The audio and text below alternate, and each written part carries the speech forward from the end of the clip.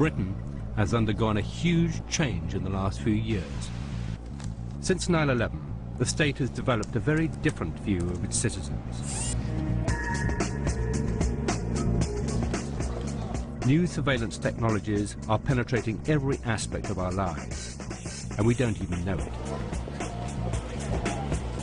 Across the country, millions of cameras are watching us. The police will soon be able to record every journey we make. Your vehicle has insurance. Yes, yes. And soon the state will want all our fingerprints and iris scans. Please look into the mirror. The Information Commissioner recently released a report on the surveillance society of today, but there is much more to come in the future. Basically, it's a first and only microchip to implant in humans. Just like my barcode. Exactly. The government says we need all this new technology to fight 21st century crime and terrorism. But far from making life safer, it could actually help those we fear most. Here's a new passport. That's the actual chip that will have your data stored on it. Yeah. Full name, date of birth, yes, nationality and so on. I've written some software that will actually try and read it. It's unbelievable.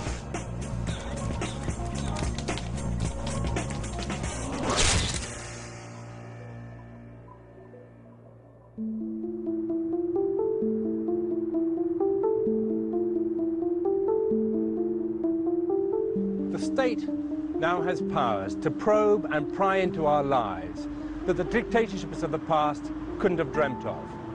A profound change is taking place, and we should all be worried that we are sleepwalking into a society where 24-hour surveillance of everyone is the norm.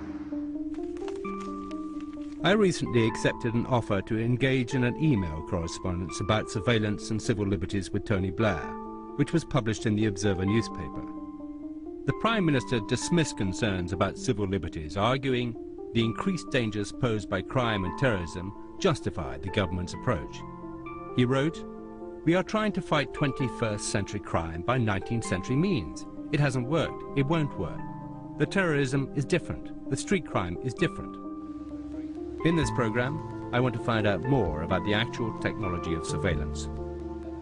What is already in use, how it is being used, and what is planned for the future. And most importantly, what the consequences are for us, the citizens of this democracy. And this is where it starts. This is one of 4 million CCTV cameras in Britain. That's more than anywhere else in Europe. In the last 15 years, Britain has become the CCTV capital of the world. There's no doubt that cameras can deal with some crime effectively. For instance, they've significantly reduced crime in car parks, which is one of the reasons the current government spent £170 million on CCTV when it came to power. Today, they are everywhere. On the street, in shops, in restaurants and bars, even on buses and taxis. And the footage is normally held for 30 days. I just did a little experiment. I walked from this concourse down through the station, down to the gents' loo, and counted 31 cameras. Professor Clive Norris estimates that people in London are filmed an average of 300 times a day. What we've moved away from is this idea, in a sense, that you should only target those that you have reasonable suspicion of, and we've moved to a point where we're saying everybody is suspicious and we have a right to target everybody. It's a fundamental change in our society when everyone becomes a suspect, doesn't it? I think this is the major drift in the last 15 years. When we talk about the move to the risk society, what it actually means is we are all a risk, therefore we must all be monitored. Not just monitored, but judged. London Underground has recently been testing out some remarkable new software created by a British company called Ipsotech, which will analyze CCTV footage. Using a pre-programmed profile, the software will decide if what the camera is seeing is normal or abnormal. The makers claim it will identify potential criminals by their behavior. For example, if someone is standing near a cash machine but not using it, the software will alert the CCTV operator. Perhaps it's time for us to start practicing our normal behavior.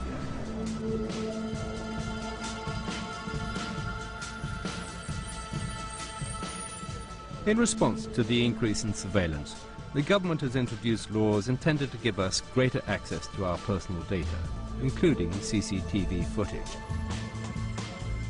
Heather Brooke is a journalist specializing in data protection law and the Freedom of Information Act. She believes that in practice, these laws are failing to deliver what they promise. It's a one-way system where they're demanding all this information from us, and yet on the other hand, they're not giving it back. But what would, I mean, you know, I would say this to people, and I've often written this sort of thing, and people tend to say, but what can I do? This is the way life is, this is the way technology is, and there's nothing I can do, I can't protest. What can they do? I guess the simplest thing they could do is use their right to ask for the footage. Yeah. And how do they do that, actually? What they do is they make a request, it's called a subject access request, Yes. and you use the Data Protection Act. Yes. And you ask the authority who owns the camera for the footage of you. Yes.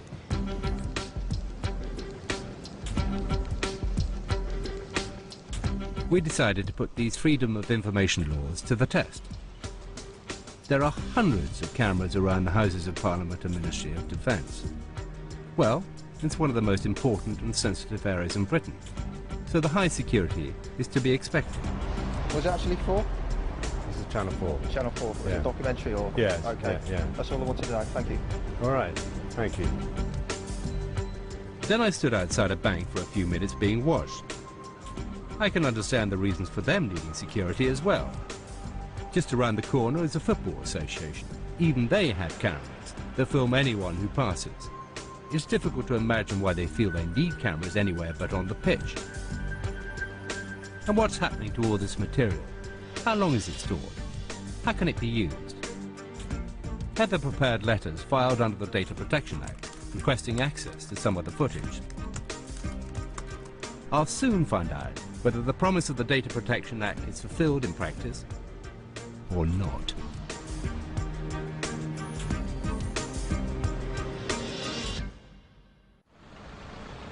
In the last few years, software has been available to allow computers to read car number plates. This automatic number plate recognition technology is used in speed cameras and on a huge scale to enforce a congestion charge in London. Go ahead. Bravo Uniform 04 Tango Zulu Golf. Your vehicle has insurance. At that address? Yes, yes. Now it's been developed further and has been linked to the vast police national computer database. Here in South London, it's been used to track every vehicle that passes, up to 60 cars a minute.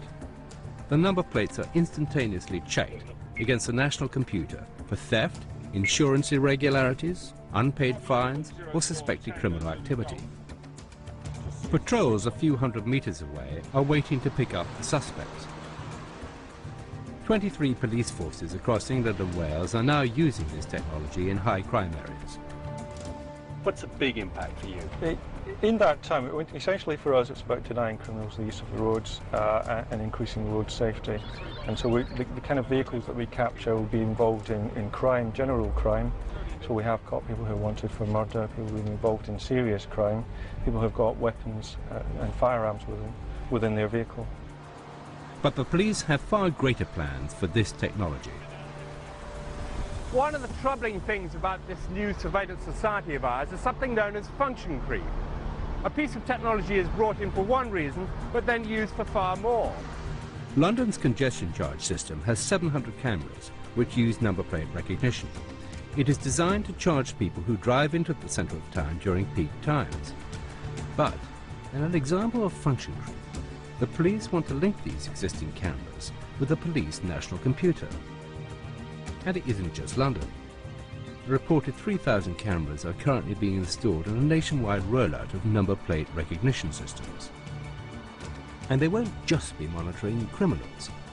The system will log the time, date and location of every car which passes its cameras. a national computer centre will scan up to 35 million number plates every day and keep the information for 2 years. And the police want to extend that to 5.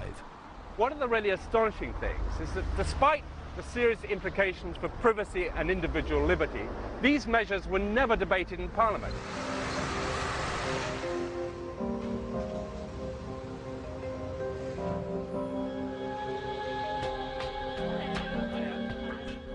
We were waiting for a response to our request for CCTV footage. But I also want to know more about the cameras used in London for the congestion charge. I've got 2 more requests that should be coming through at the end of this week. The one about the congestion charge cameras. I'm very interested in that. Yeah, when now, these are the cameras which, when the congestion charge is not in operation, they're still filming and collecting your number plate. Why are they doing that? I have no idea. I've asked them for the hours of operation, and then I've asked if these are operating out of the congestion charge time period, why? What's the policy on why they're running? And what's done with that data as well? Yeah. What's the purpose of collecting that data?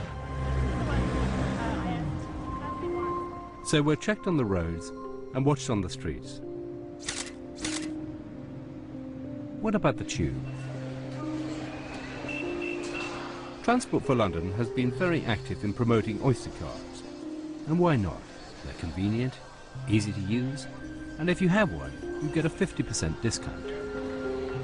Or is it the case that you get penalised if you don't have one? You may not know this, but having an Oyster card gives London Transport a complete record of every single journey you make. Every trip you've taken in the last 8 weeks has been recorded in a database. The time, the start and finish points, all linked directly to your name and address.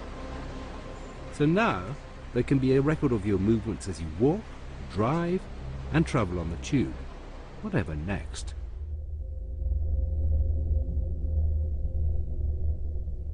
Please look into the mirror.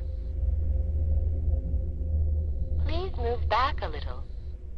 From 2009, we will need to have our biometric data recorded if we want one of the Prime Minister's ID cards. He says they will be key in fighting everything from terrorism to illegal immigration. Please look into the mirror. Please look into the mirror. The government is planning to spend at least £5.4 billion on the most comprehensive database of personal information ever created by a government, the National Identity Register. To get a card, you will need to submit 49 pieces of personal information, including biometric data like fingerprints, 3D facial recognition, and even iris scans. The cards are voluntary at the moment, but eventually you're going to need a new passport, and that's when the system becomes coercive. To get one, you will have to provide the same 49 pieces of personal data for the National Register, or you're going nowhere. I think it won't be long before shops, bars and offices think they're the best way to establish proof of identity.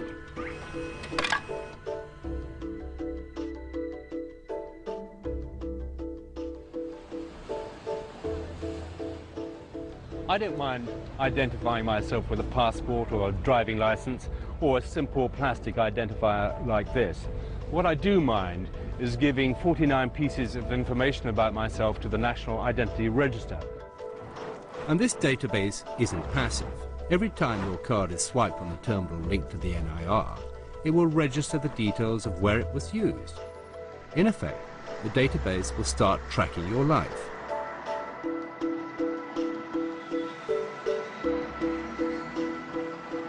And might a future government, under pressure to do something about terrorism, crime or antisocial behaviour, start marking the cards of people they suspect, a kind of electronic black mark?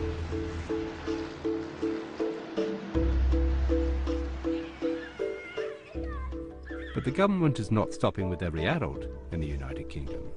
At a cost of over £200 million, it intends to create a database containing the personal details of Britain's 11 million children. Up to 400,000 public sector workers will be able to access personal information about your child. The government claims it will keep our children safe and secure. How is it then that top politicians and celebrities will be allowed to keep their children's names off the database? for security reasons.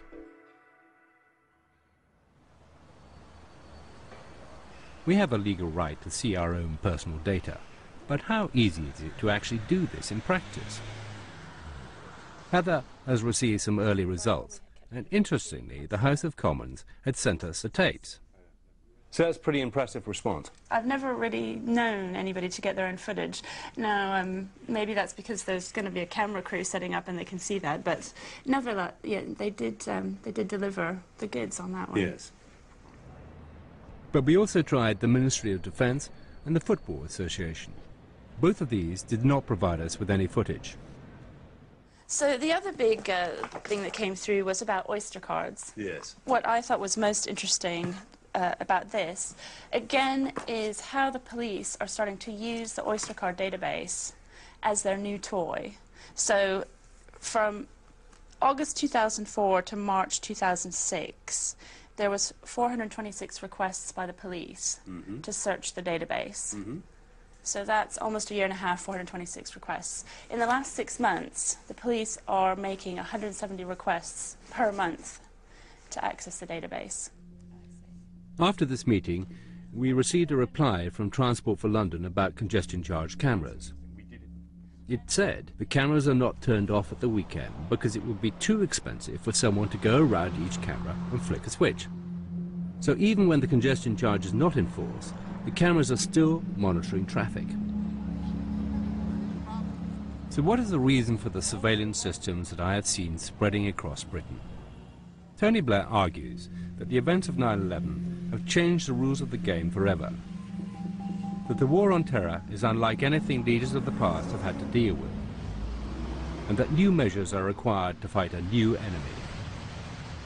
This justification has been especially effective in the United States.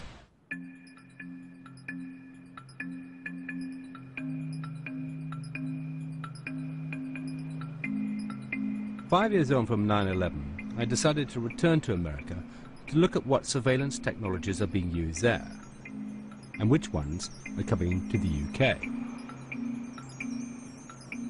The amazing thing about the American response to 9/11 was the astonishing staunchness of the New Yorkers particularly, which is where I was. Everyone seeming to know what to do without being told. And then, of course, much later on, and then, to my mind, it was 10 days, 2 weeks, the shock of what had happened, the shock of this first attack on American soil since Pearl Harbor, began to sink in. And I think from that moment on, you see the America that we see today. It was decided then to assert American authority, to make sure that the 21st century was going to belong to America. In the months after 9/11, when the world was still in shock, significant pieces of anti-terror legislation were passed quickly. They included the Patriot Act, which has dramatically increased the state's powers of mass surveillance. And as President Bush's admission of a controversial phone tapping program showed, his administration has been making legally questionable use of these new powers. I authorized the National Security Agency to intercept the international communications of people with known links to al-Qaeda and related terrorist organizations.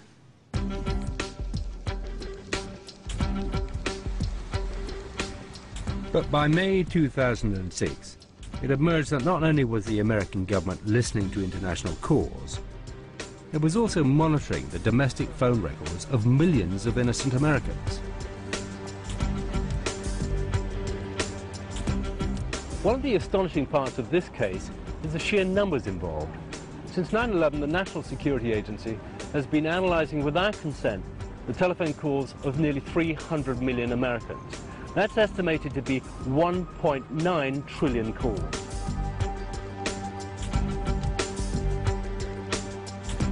This type of mass surveillance is no longer the stuff of science fiction. The NSA phone tapping case is an example of data mining.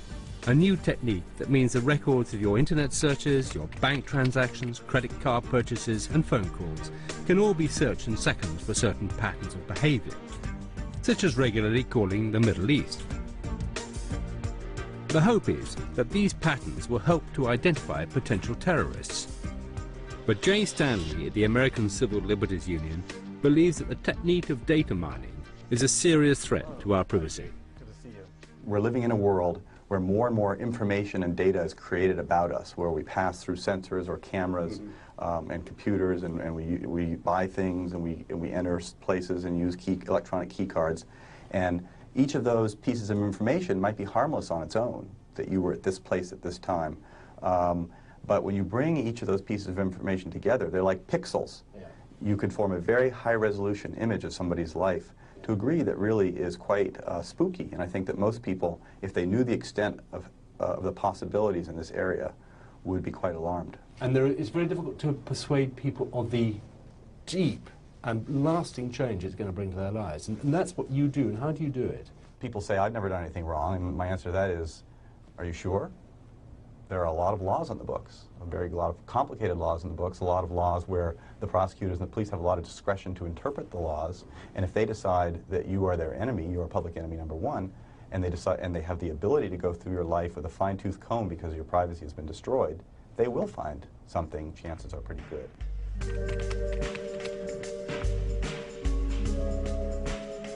This is the reality of living in the digital age. Almost everything we do leaves an electronic trail. But just in case you think this cannot happen in the United Kingdom, think again. It's recently been revealed the CIA has accessed European bank accounts. SWIFT is the international money transfer system used by 7,500 banks and financial institutions in 200 countries. It processes $6 trillion a day. In June 2006, the New York Times revealed that the CIA had subpoenaed SWIFT for access to their vast number of financial transactions. The paper claimed that the program led to the capture of the mastermind of the 2002 Bali bombing and helped identify a man laundering money for Al-Qaeda. But it also emerged that possibly as many as 20 million British banking transactions were included in the information made available to the US government. However, there's a question that nobody seems to be asking. Does the success rate of these mass surveillance programs justify their existence? Or has the public fear of terrorism been used for political gain?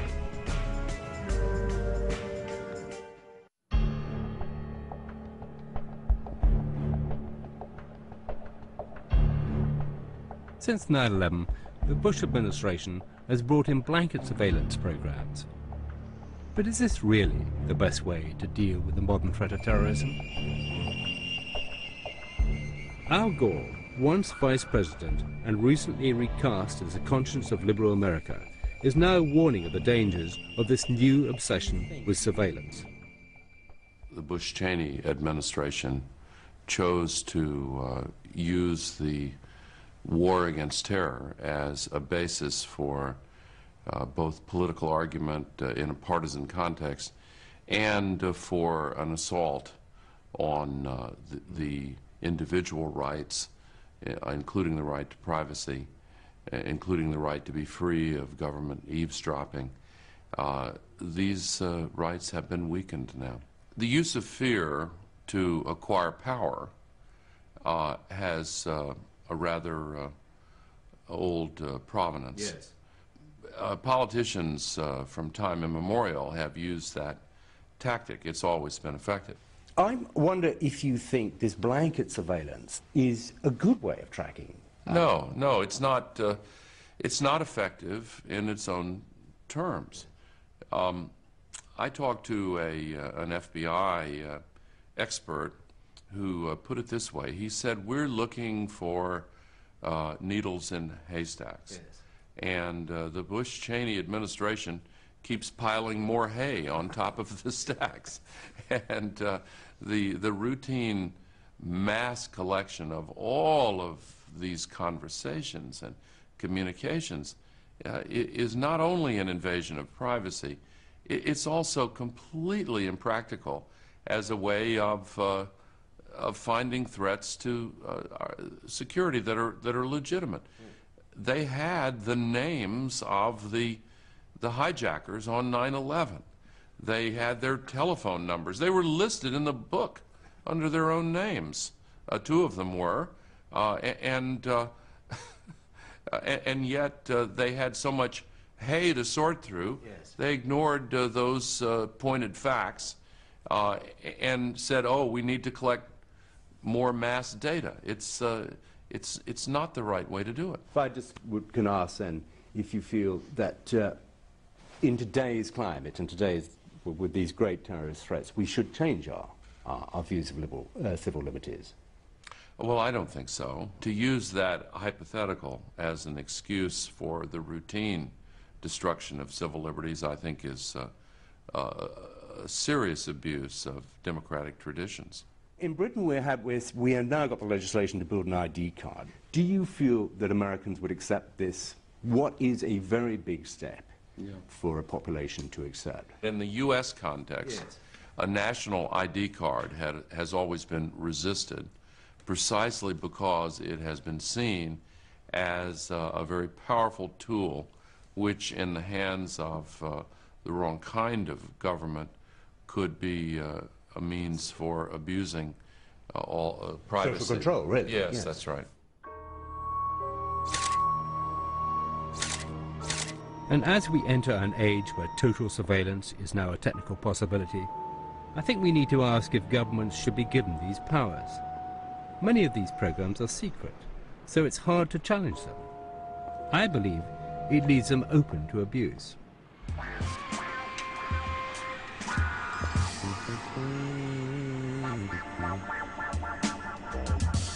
And I can already see it happening at America's airports. After 9/11, flying to and in America has become a civil liberties disaster area. In response to the attacks, the US government has compiled so-called no-fly lists, which are supposed to be made up of people with known terrorist associations.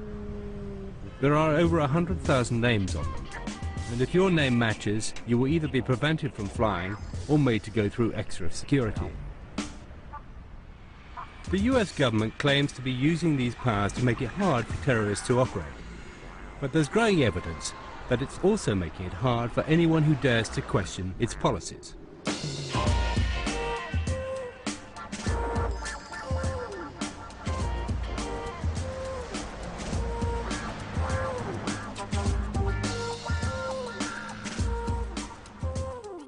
Jan Adams and Rebecca Gordon are die-hard anti-war activists. They publish an anti-war paper, War Times. They believe that this was enough to put them on a no-fly list. These two middle-aged American women seem to be regarded as a threat to national security. We went to the airport with a little bit of extra time, as one always does, and got up to the counter, handed in our identification. The woman behind the counter tapped in our names. She got a funny look on her face and she said, "There's something wrong with my computer.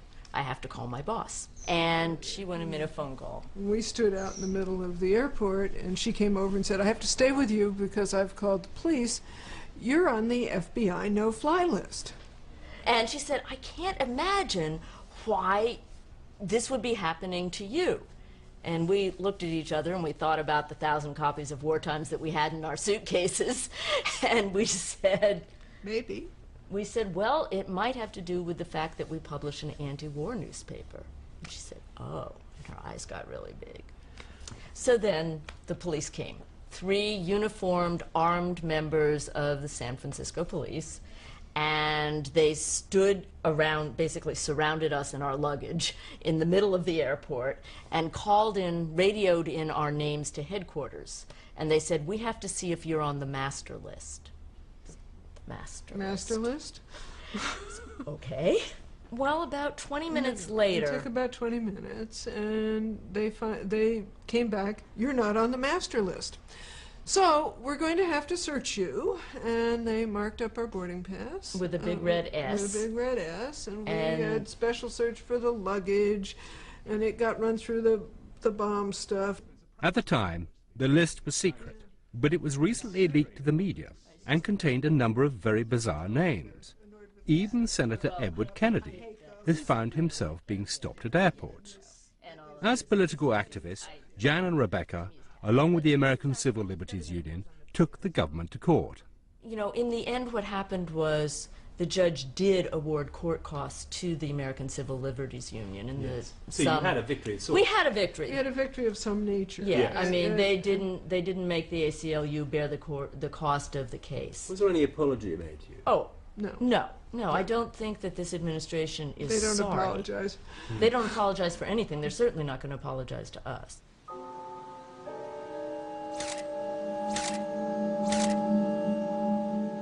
But despite the fightbacks of the civil liberties movement, it is an unequal contest. They are up against the full force of a determined and well-resourced government. Data mining and no-fly lists are already part of life in America. But what about tomorrow? What surveillance technologies await us in the future?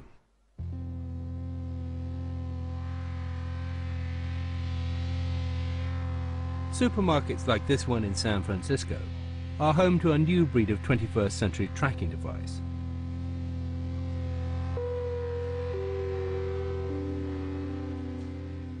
RFID, or radio frequency identification chips, are tiny transmitters that can be attached to almost any product and scanned at a distance. Essentially, they're 21st century barcodes. When triggered, they transmit a unique code which can be received up to 10 meters away. They are being used by stores like Walmart as a way to track products around the world. RFID allows a company to know when a product is in the warehouse and when it is bought by a customer and taken home. In theory, you can even track the object after you've bought it.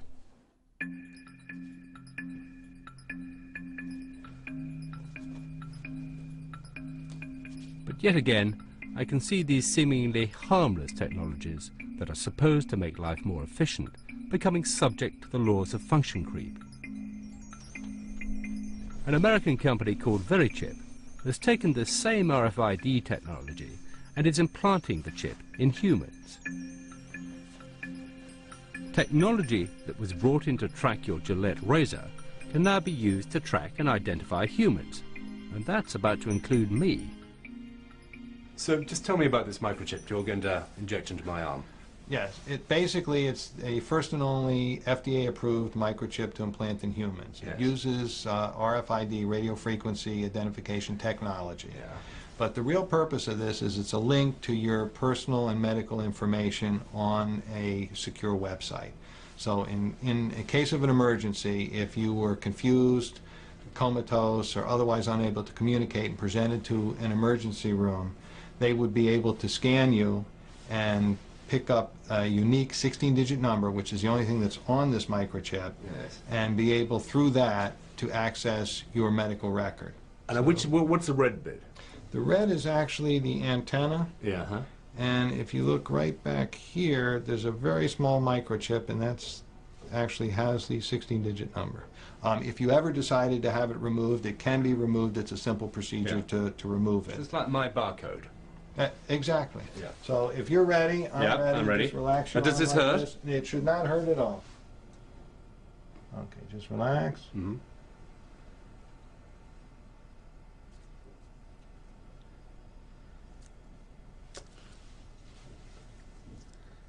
We are all done. I'm just going to now just double check and make sure it's working before I let you out of here. And you heard the beep. Yes, And I recognise the last that's few the same digits. number. Yes, well, I that don't we recognise put the in. whole number, but the last 4 digits are right, yes. Right, and that's the same number that we have on here, which is the same number Yes. that we put in. So that's me. That's you now. Here actually corresponds to this number. Right. This number I'm going to put in. Verichip has huge ambitions for their product, which was originally designed to tag pets. The CEO of Verichip recently promoted the idea that all migrant workers be chipped, and it has also been suggested that the entire US military receive implants. Verichips have already been implanted in several patients with degenerative brain conditions such as Alzheimer's, so they can be identified in a medical emergency. But the Verichip is old technology, the new generation of RFID chips will do much more than just transmit a code. Many states in America are considering putting them in driving licenses. They will be able to transmit all your personal details when they come within range of an RFID reader. The scheme is aimed at making the license harder to forge and more convenient for the police. Li Tian works for the Electronic Frontier Foundation, an organization promoting personal privacy in the digital age. These IDs are not just trackable in the sense that they have a unique ID number. They will broadcast your name, your date of birth, your country of nationality, et cetera, et cetera. And if you're a parent and you have children who are about to carry a driver's license, what do you want strangers to be able to know? I've got a daughter, she's 15. In a year, she's going to have a driver's license. Do I want her to be carrying a driver's license to broadcast her name, her dress, height, weight, eye color to anyone who's got a compatible reader? I don't think so. So one of the major issues that we've got is trying to keep personal information off of RFID cards and making sure that people really do understand, that there's a significant risk associated with that.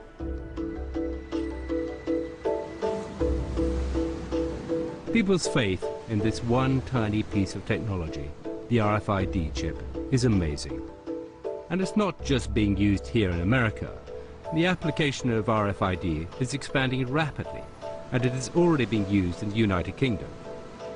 All new British passports are already being issued with RFID chips. The forthcoming ID card will also contain similar technology. But are the technologies themselves secure?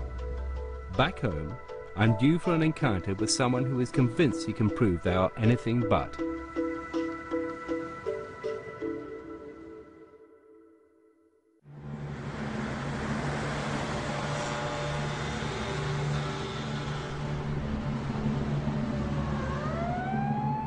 We are constantly told that modern surveillance technologies are for our own safety, that CCTV protects us from crime, and that the new RFID passports will help fight terrorism. Many of you may still think they're a good thing, but have politicians overestimated the security of the technologies themselves? It's something we were about to put to the test. While I have been filming this program, I know I have been watched.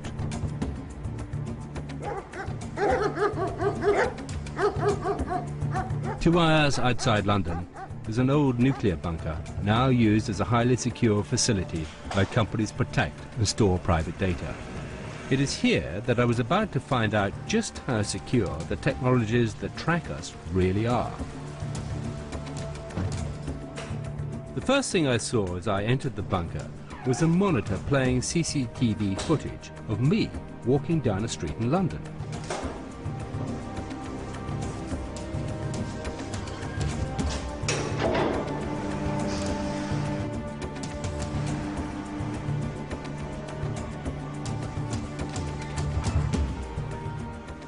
And deeper inside the complex, loudspeakers started playing a recording of my voice.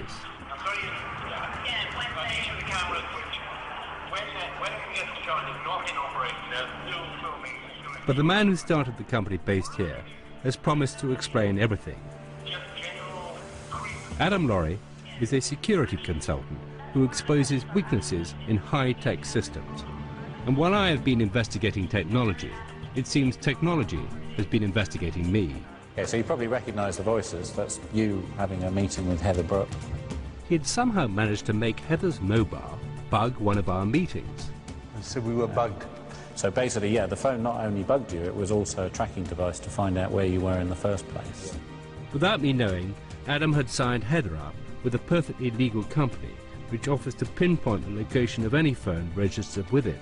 He then used a Bluetooth communication facility on her phone to listen to our meeting.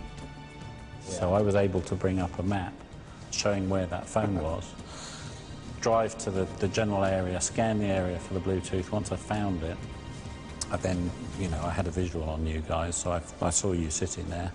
I was in a cafe round the corner, initiated the connection, told the phone to ring me, and then recorded the conversation. Nice. When congestion charge is not in operation. These... And how did you acquire these? Adam had also accessed CCTV cameras that were filming me on the streets of Soho. They transmit on a wavelength that is surprisingly easy to intercept, and so allow the images to be captured. You were going to be going to this meeting in Soho, so I scouted the area beforehand with a simple handheld scanner and was able to record images from cameras pointing out on the street and capture you on your way to the meeting. Now, I mean, that's relatively harmless, they're just street cameras, but the same technology is used inside buildings for security, and actually they're making the place less secure because they're broadcasting it to the world. So. I normally work at home and now have a wireless internet system, but apparently this can make my personal emails and internet searches available to whoever wants to see them. Okay, so what's this here you got here? Okay, well, you should be able to recognise that. That's an email from you. And basically, I came to your house, sat outside, scanned the street for Wi-Fi networks, found your network, and then intercepted you sending that mail. Right, so anyone could do that? Anyone could have done it, absolutely. So you can use my phone to record conversations and track me, use other people's cameras to take pictures of me, snitch my email by sitting outside in the van with a bit of equipment. What else can you do? One other thing I heard, that you've actually had a chip implanted in your arm. I have. See if I can read it. Do you know where it is? Yes, exactly? I know, it's here. Okay. So that should be your ID number. Yes, I remember the last 4 digits. So that can be read with an off-the-shelf commercial scanner. Now I've done that and I know your number. I have some blank chips, which I bought over the internet. So those, is that what your chip looks like? That's exactly what it looks like. Right, so there's no reason I can't now program that number into that chip. Right. So have that implanted in my arm, and then I'm you. Then you're me. Yeah. Even the chip in my arm, promoted as a secure means of determining identity, could be cloned. But Adam's most staggering revelation concerned a piece of technology that almost each and every one of us will soon be carrying. I know you've been looking at the new passports and ID cards and so on, and that's a concern for me as well. I mean, here's a new passport, and this has a chip in it. That's the chip, is it? That's the actual chip that will have your data stored on it. Yeah. And my concern is, you know, the privacy of that data. So I was curious what was actually stored on there. So I've written some software that will actually try and read it. Can you do that? So yeah, what I'm going to do now is read this one. This is my son's passport.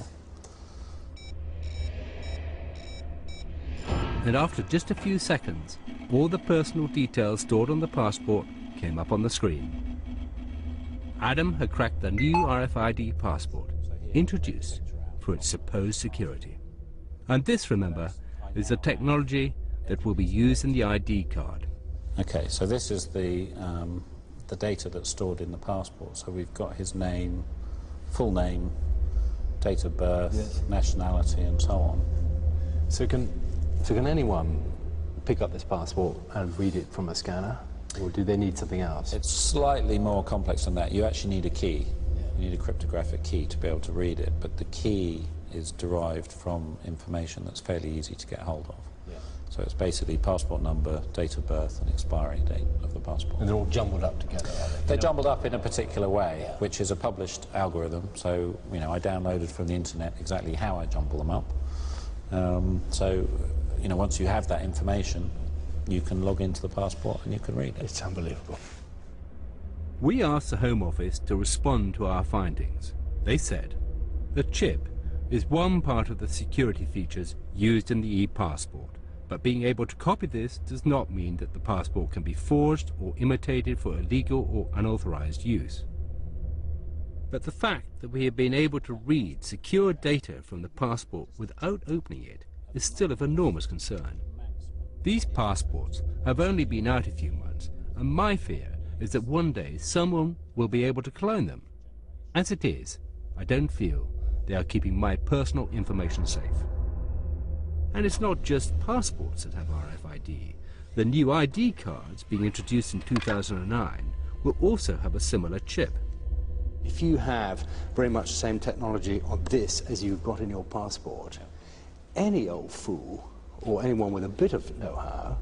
Well, once the tools are out there, anyone who gets their hands on the tools, you know, I had to write my own because the software isn't generally available, but, you know, once the things are in circulation, it's all public domain stuff. The irony of all this is that criminals and terrorists, the very people these technologies are supposed to stop, will find and exploit weaknesses in the system. Terrorists won't be carrying their ID cards, they'll be carrying yours. Adam has shown me fatal flaws in some of the technologies being used in the surveillance age. But despite this, their use continues to grow. So what should we do about it? I think there should be a national debate about the amount of surveillance in our society. I think we should take control of our futures rather than just letting it happen. We are already at a stage where mass surveillance of populations is a reality, reducing each one of us to the status of suspect. But the issue is not just about privacy. As we have seen, the lack of security in these new systems puts us all at risk from the very people they seek to protect us from. A terrifying picture is taking shape in my mind of the total surveillance society. Is this really what we want for ourselves?